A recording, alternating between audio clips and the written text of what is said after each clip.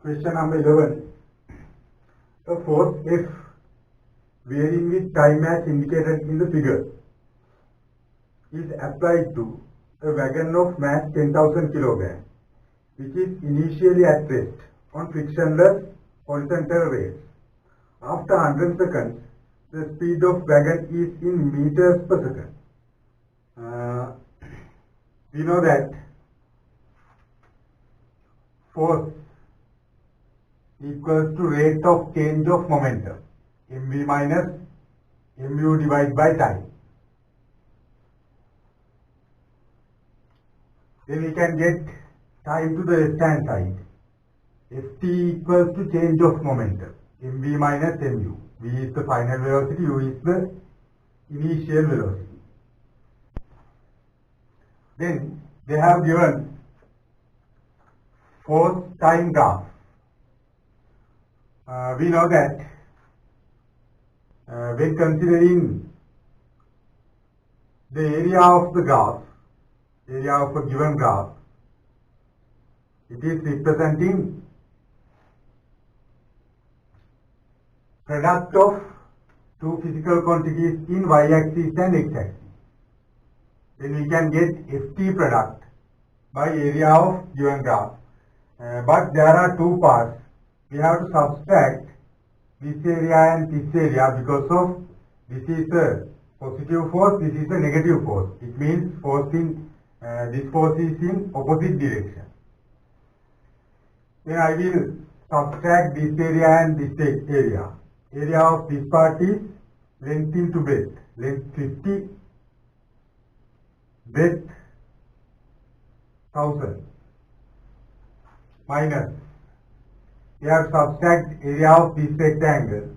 Length of this rectangle is again 50, breadth 500. This should be equal to the change of momentum. But they have given initial velocity is 0. Therefore, mu term is 0. Then it should be equal to mv product. Then we can substitute. Mass of the wagon is given as 10,000 kilograms, and we can find the value of V. 50 into 1000, 50,000 minus 50 into 500. There are 3 zeros. 5 into 5, 25. 25,000 equals to 10,000 into V. We can cancel out 3 zeros. We can divide all three terms by 1000. Then 50 minus 25, 25. We have to divide by 10 to get the V value. 25 divided by 10 is 2.5 meters per second. Then answer is 1 for the question number 11. Then question number 12. A particle A moving on a smooth horizontal table collides with another particle B, which is at rest. If the magnitude of initial momentum of A is P naught, which of the following curves best represent the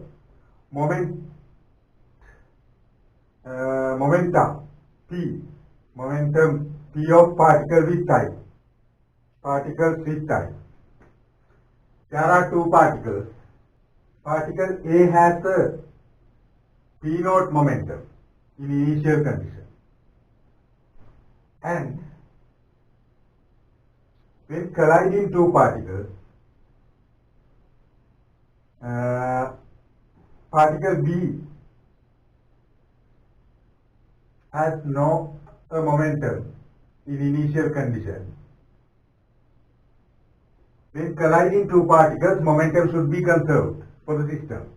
Momentum is not changing. Therefore, decreasement of momentum of A should be equal to increasement of momentum of B. Therefore, now they have given particle A moving on a smooth horizontal table colliding with another particle B, which is at rest. They have not given masses of particles. but we can get decreasement of momentum of A should be equal to increasement of momentum of B. Therefore, when considering given graphs, in first graph they have given that momentum of A after the collision is 0. It is like this. And momentum of B is like this. But there is a difference in momentum. Decreasement of momentum is this value, increasement of momentum is this value. It is not equal. Then we can't get first one as the answer. We can consider second answer. When considering second answer, momentum of A is like this and momentum of B. Now, the decreasement of momentum of A is approximately equal to increasement of momentum of B. Then we can get 2 is the correct answer for question number 12. Question number 13.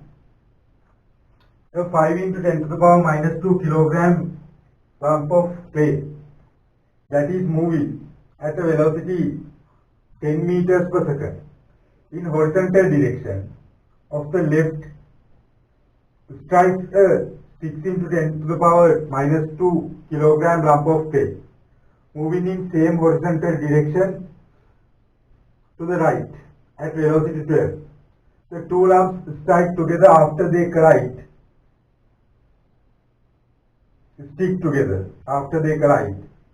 The composite object will move at velocity of. We have to use the conservation of linear momentum. Before the collision, A 5 into 10 to the power minus 2 kilograms moving with 10 meters per second.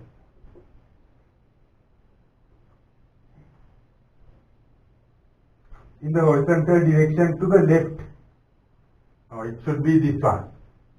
5 into 10 to the power minus 2 moving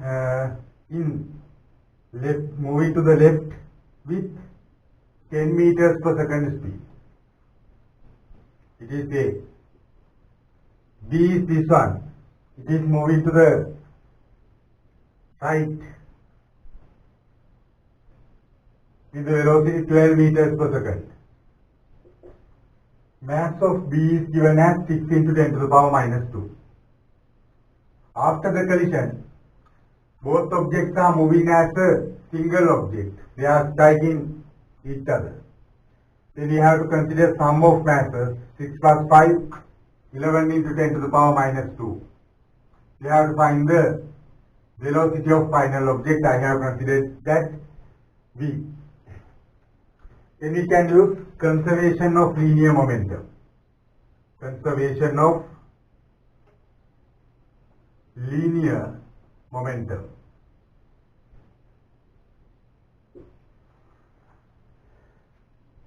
Before the collision, momentum of particle B, mass 6 into 10 to the power minus 2 multiplied by 12 velocity. Mass into velocity is the linear momentum.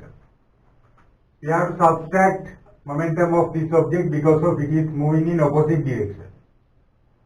Mass 5 into 10 to the power minus 2, velocity 10 should be equals to momentum of system after the collision. Mass 11 into 10 to the power minus 2.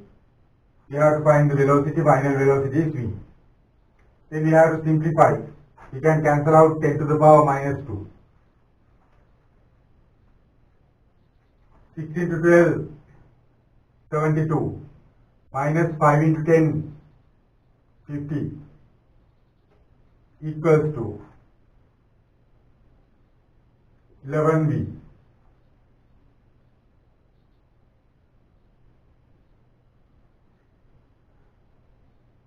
22, you have to subtract and we can divide by 11. 22 divided by 11, 2 meters per second. It is the final velocity. Then answer is 3 for the question number 13. Then question number 14. A body of mass 5 kilograms is subjected to a force F which varies with time as shown in the graph. There is no problem in the given one, but when considering answers, it is in Newton seconds. Newton seconds means we have to find the final momentum, change of momentum or final momentum, change of momentum. Then we can get change of momentum of the body by the area of force into time graph, force time graph, because of force into time is the change of momentum. Then I will find we can write change of momentum.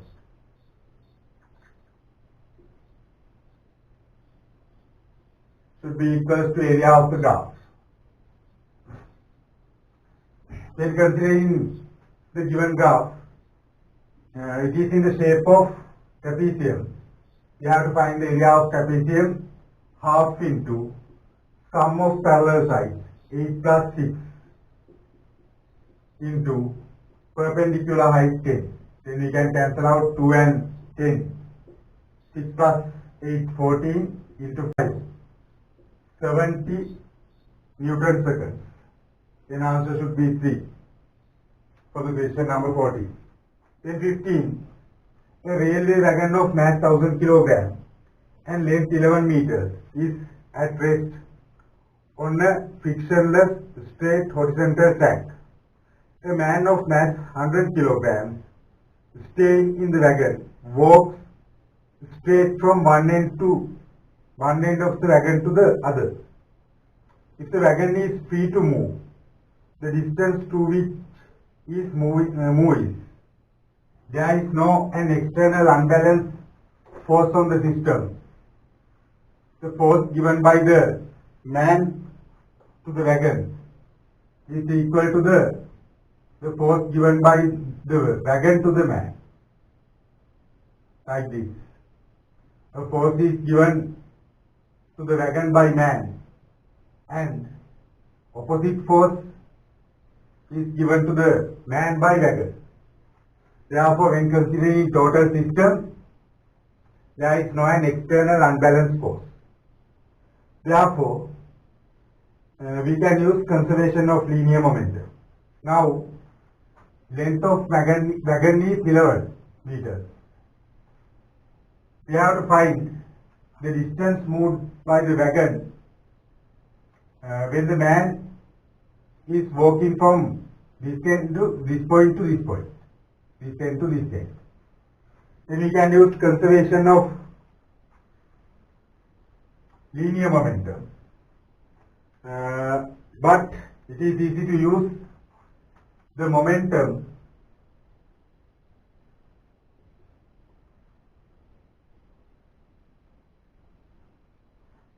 of man should be equal to momentum of system. System means wagon and man. Because of when the wagon is moving to the right hand direction, man also moving with wagon. If the wagon is moving in the left hand direction, man also moving with the wagon. Therefore, we have to consider system. System means man plus wagon.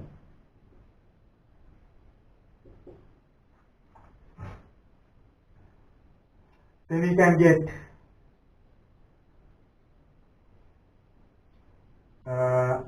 weight of man is 100 kilograms. Mass of 100 kilograms into when considering velocity, we can get velocity is displacement divided by time. Displacement of man is 11 kilograms, so 11 meters. we have to divide by time. 11 is the distance traveled by man. We have to divide by time t. I have considered time taken by the man is t. It is not given in the question. Then, when considering system, total mass is 1100. Mass of wagon is 1000. Mass of man is 100. Then total mass is 1100. We have to multiply velocity of the wagon. When man is moving from this end to this end, wagon is moving in opposite direction. If the distance traveled by the wagon is x, we can get velocity is x over t. T is the time. There is the same time to the man and to the system. Then we can cancel out t and we have to find the value of x. 100 into 11, 1100, divide by 1100, 1 meter. It is the x value. Then answer is 4 for the question number 15. Then question number 16. Two forces F1 10 Newton and F2 9 Newton are applied simultaneously to a stationary object at time t equals 0 as shown in the figure. The force F2 is increased suddenly to 10 Newton at t equals T1 and the force F1 is completely removed at t equals T2. Which of the following graphs best represented by the variation of velocity of object is time? In initial situation, it is like this. There are two forces, 10 Newton and 9 Newton, in opposite direction. Therefore, we can get resultant force is 1 Newton, 10 minus 9. There is a resultant force. It means the object should accelerate. Velocity is increasing with time uniformly. There is a constant resultant force. Constant resultant force is 1 Newton. Then velocity time graph of first part should be like this. Constant acceleration. Then for the second situation, they have given that after time is t1, at t equals t1, the force F1 increased suddenly to 10 Newton. Now,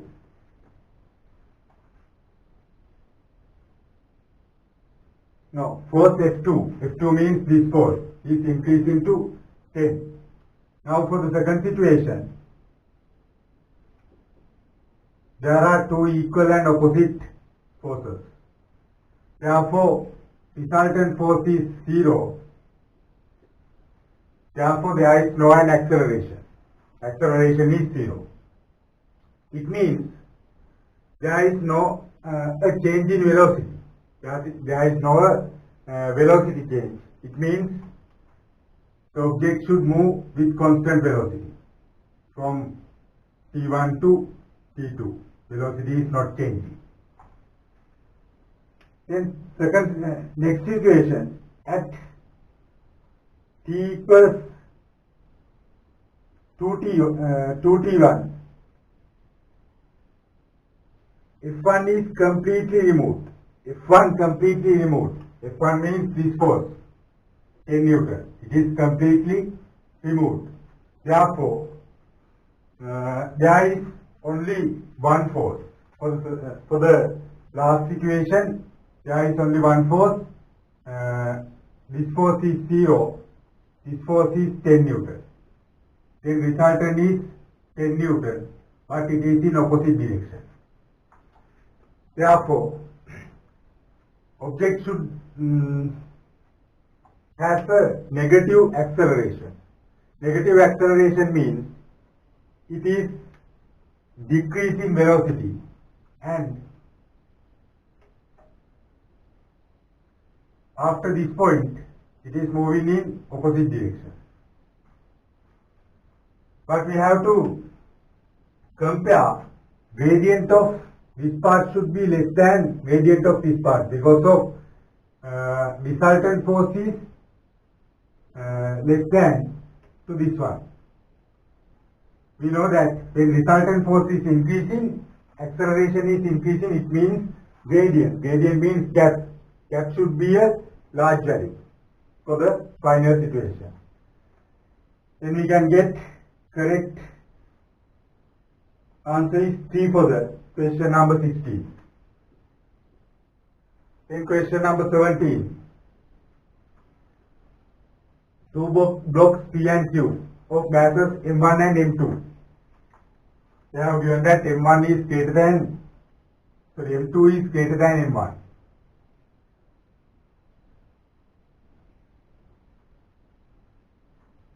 Are kept on a smooth horizontal table. The blocks are attached to the end compressed light spring C and are held stationary by a string. When the string is cut, the total momentum of the system is 0. Yes, we know that when considering these two objects, there are two equal and opposite forces given by the spring. Therefore, when cutting the connected string, there is no resultant force, there is no an external unbalanced force on the system. Therefore, total momentum of the system is 0. There are equal and opposite momentum. Then A is correct. B. The forces on the blocks exert spring are equal in magnitude. Yes, we know that for a light string there is the same magnitude of force in both ends. C. Initially block P move better than Q. Better than Q, it means velocity of P should be greater than Q. The meaning of given statement. They have given that the mass of P and Q, M and 2M, M1 and M2. M2 is a greater value. Then it means large mass is Q.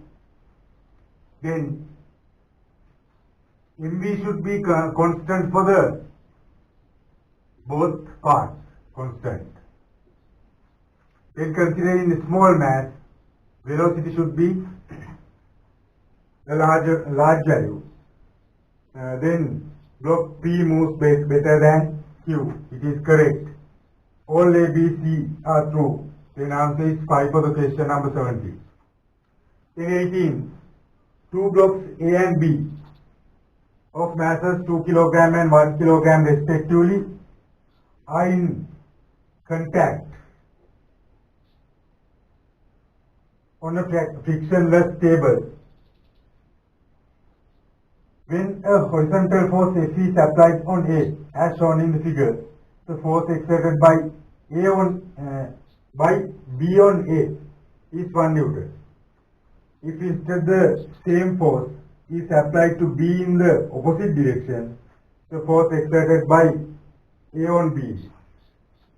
Now, there are two masses, 2 kg and 1 kg.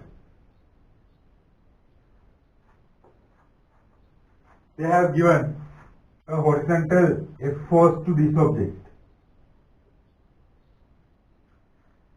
Then we can get the acceleration of the total system. We can use F equals ma. External unbalanced force is F. There are two reactions on objects. Reaction on A from B is like this. Reaction on B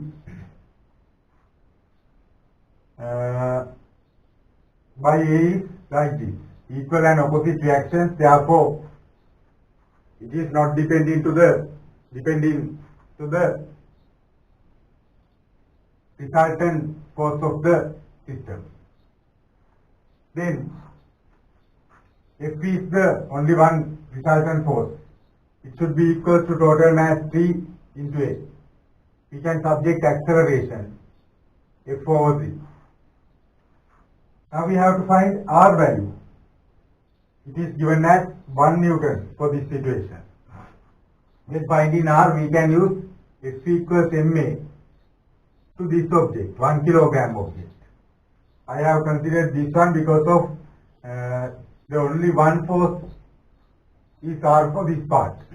When if we consider this part, there are two forces, it is difficult to calculate. Then resultant force is R. It is 1 Newton given in the question. Mass 1. Acceleration F over 3.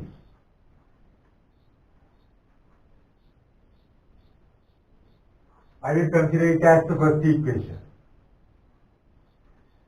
In the second situation, the force is applied in opposite direction. There is a constant force, F force, same force. It means, therefore, acceleration should be same as this side.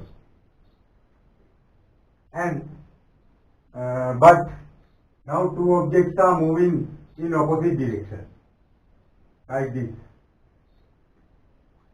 We have to find reaction. Now force is applied to this object. Now we can use F equals MA to this object, this part. It means object A. F equals MA. Only one force reaction. I will consider it as R dash, new reaction. So mass of this part is 2 kilograms. Acceleration is same, F over 3. Sorry, F over 3. It is the second equation. Now we can divide second equation and first equation. R dash divided by 1. R dash divided by 1 equals to this part. 2F over 3 divided by this part. We can multiply by the reciprocal. P over 1F. R dash is 2 Newton. Then answer is P for the question number 18. Then question number 19. Which of the following objects of mass M has the greater acceleration? To maintain a greater acceleration, the resultant force should be a greater value.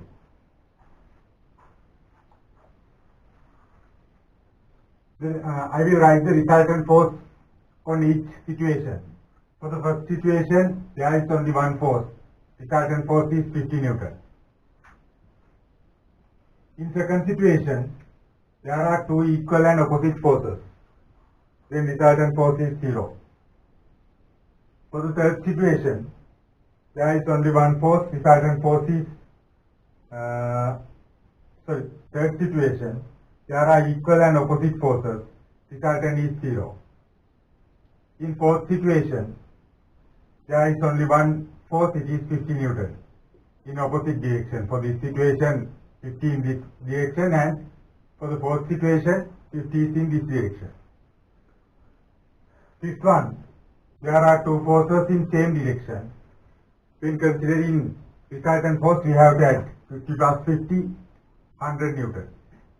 Then maximum resultant force in fifth situation, answer is 5 for the question number 19.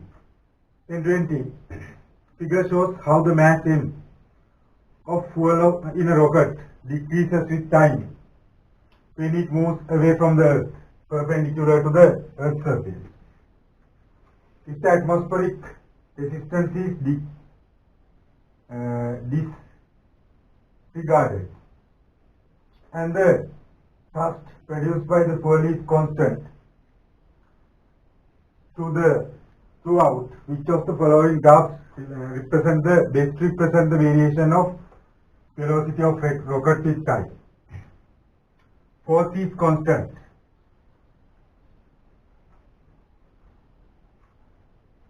I will consider the rocket. When considering rocket, there are two forces. We have to neglect the air resistance. mg and the force exerted by fuel burning. By the gas making by fuel burning is moving in downward direction. Therefore, according to Newton's third law, it can get a force in upward direction. Now we can use F equals ma. Resultant force is F minus mg. This force minus this force. ma. This value is constant, not changing. It is given in the question. But when fuel is burning, mass of the system is decreasing. Due to the mass decreasement, the resultant force is increasing. As a result of that one, the acceleration should be increased. And when considering this side, again mass is decreasing, acceleration should increase. There are two methods. There are two types of increasement of acceleration. Therefore, acceleration of the rocket should be a greater value. It is increasing. Acceleration is increasing. It means gradient of velocity time graph is increasing like this. Then answer is 5 for the question number 20.